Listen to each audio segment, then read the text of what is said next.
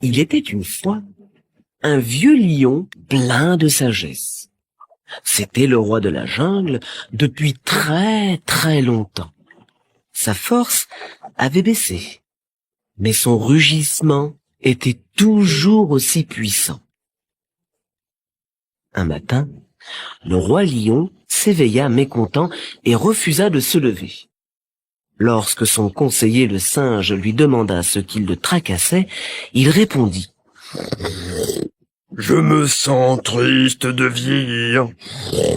Bientôt, mes sujets ne voudront plus de moi. » « Mais tu es le seigneur et le roi de la jungle, et tu portes si bien la couronne sur ta belle crinière rousse, » dit le singe. « Crois-moi, sire, tout le monde te respecte. L'éléphant, la girafe, l'autruche, le zèbre, l'antilope, la panthère noire et tous les animaux de la forêt. Tous tes sujets t'aiment et te respectent. »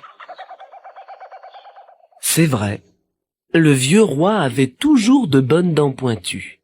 Il sentait toujours aussi bien l'odeur du gibier, mais il voyait de plus en plus mal.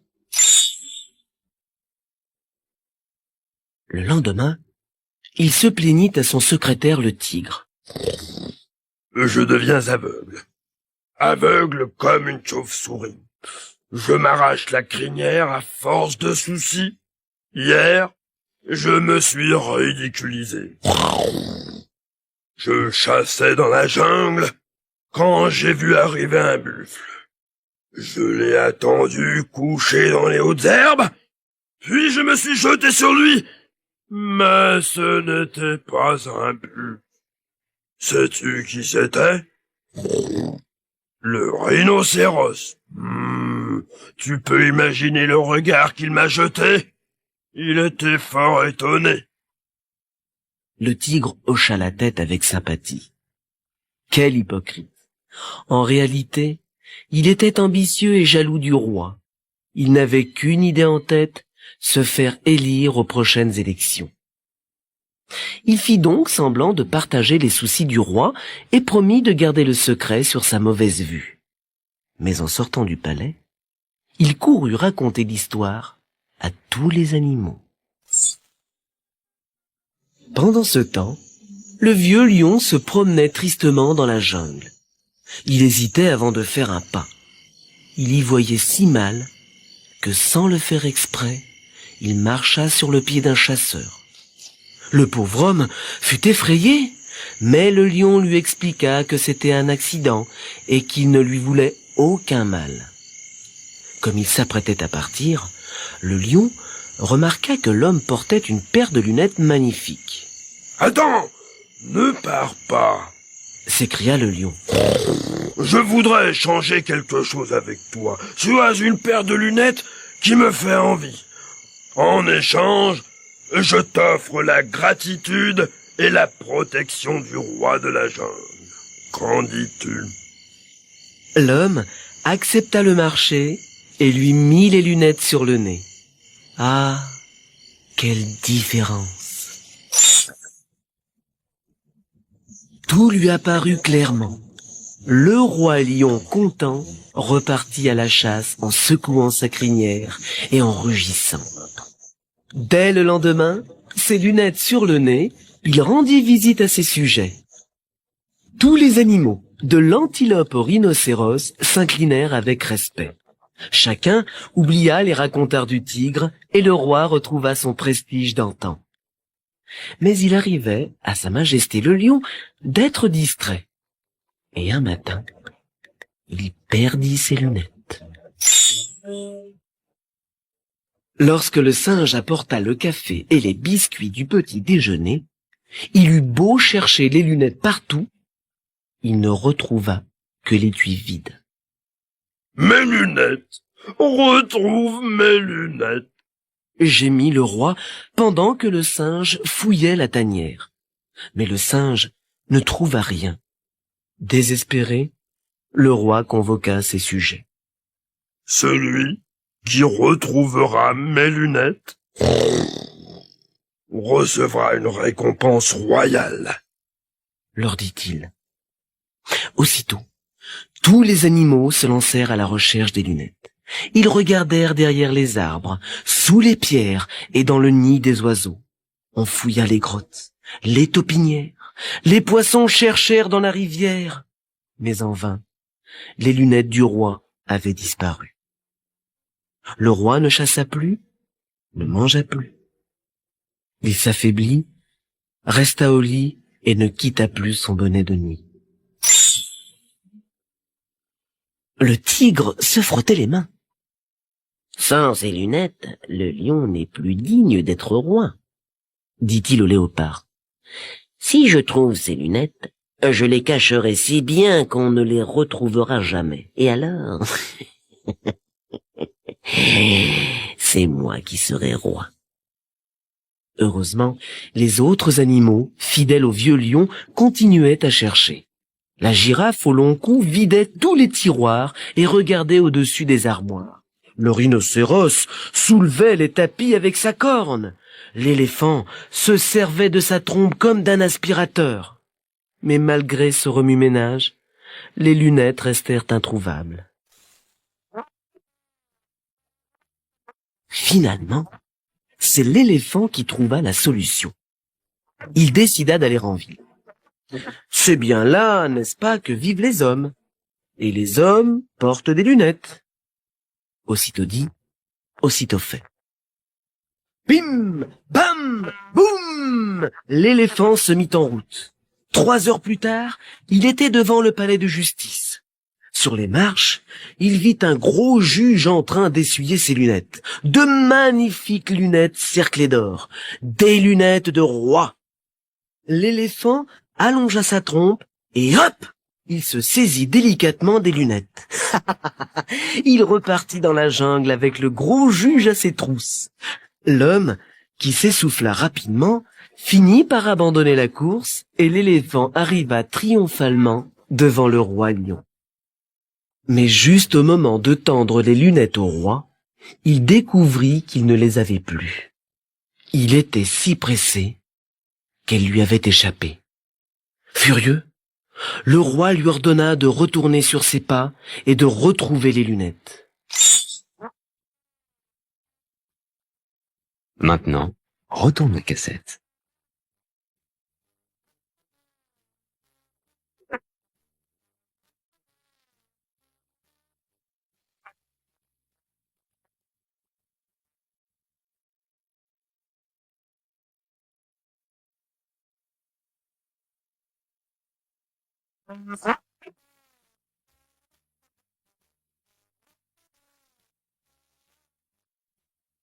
L'éléphant repartit, chercha, mais ne les retrouva pas. Honteux, il n'osa pas venir le dire au roi et demanda au singe d'annoncer son échec à sa place. Le malin singe inventa alors une folle histoire pour tirer l'éléphant d'embarras. Sire, notre ami l'éléphant a été poursuivi par une foule qui criait « C'est lui! C'est le voleur de lunettes! Attrapez-le !» Ils couraient tous derrière le juge qui courait derrière l'éléphant. Des policiers, des enfants, un charmeur de serpents avec sa flûte et son serpent à sonnette, une femme avec un coq rouge de colère. Ils étaient tous armés jusqu'aux dents, sire. C'est alors que, profitant des difficultés de l'éléphant, un homme lui a dérobé des lunettes. Rassuré sur la fidélité de l'éléphant, le lion dit au singe de le remercier, puis retourna lentement à sa tanière, la tête basse. Le lendemain matin, les fidèles sujets du roi qui avaient continué à chercher demandèrent à voir leur souverain pour lui offrir tous les objets qu'ils avaient trouvés et qui auraient pu peut-être remplacer les lunettes. Le singe organisa la réunion en présence du perroquet. Le roi lion était ému par le dévouement de ses sujets. Il les remercia pour le réveil matin, les jumelles, le binocle et la longue vue. Mais aucun de ces cadeaux ne put remplacer ses lunettes. Mon cher conseiller, Dit-il au singe. la situation est désespérée. Mes sujets sont pleins de bonne volonté, mais regarde, le chameau porte entre ses bosses un vélo, et non des lunettes. Le zèbre s'est mis un réveil sur le nez. La girafe porte au cou des jumelles qui font voir loin, mais non de près, comme d'ailleurs la longue vue que l'éléphant m'apporte. Quant au sac à main de l'autruche, il ne contient hélas pas de lunettes. Le roi se sentait vieux et malheureux. Il ne quitta plus sa tanière. Le singe se gratta la tête et réfléchit longtemps. Et tout d'un coup, il lui vint une idée géniale. « Comment n'y ai-je pas pensé plus tôt ?» se dit-il. « Le lion se couche chaque nuit au même endroit, sur un lit de branches et de feuilles. C'est un matin en se réveillant qu'il n'a pas retrouvé ses lunettes. Je parie qu'elles sont dans son lit. » Le singe ordonna aussitôt à 2 toucans de monter la garde devant la tanière du lion. « Ne laissez entrer personne, leur dit-il. Je crois savoir où se trouvent les lunettes du roi. » Une demi-heure plus tard, il cria tout excité. « Les voilà! Elles étaient là! J'ai retrouvé les lunettes du roi !»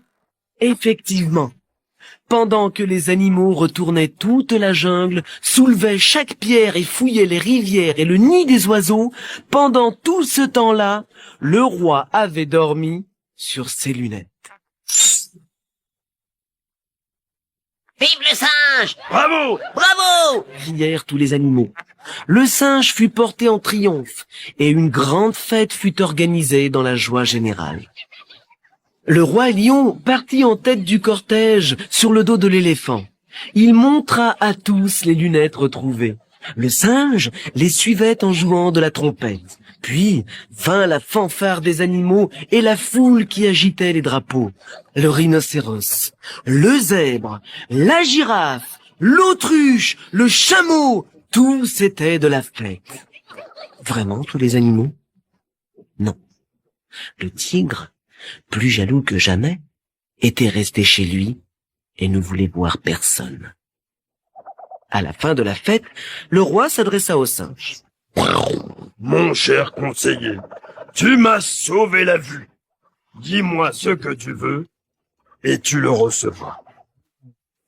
J'aimerais avoir une crinière comme la tienne, sire, répondit le singe. Le roi ne s'attendait pas à ça. Il était dans un bel embarras. Faites venir mon coiffeur, grogna-t-il après avoir réfléchi quelques instants. Et il ordonna au coiffeur de couper sa crinière et d'en faire une perruque pour le singe. Lorsque le coiffeur eut terminé, le singe fut joliment coiffé. Le lion était chauve, mais fier d'avoir tenu parole. Une seule chose le tracassait. Il craignait que les autres animaux ne prennent le singe pour un vrai lion. « Ne te fais pas, sire !» lui dit le singe. « Il est vrai que, de fait, la ressemblance existe, mais mon derrière rose comme les joues d'un bébé me trahira toujours. » Le roi lion sourit et tendit la main au petit singe, son fidèle conseiller. La lune brillait dans le ciel, la paix était revenue dans la jungle. C'était l'heure d'aller se coucher.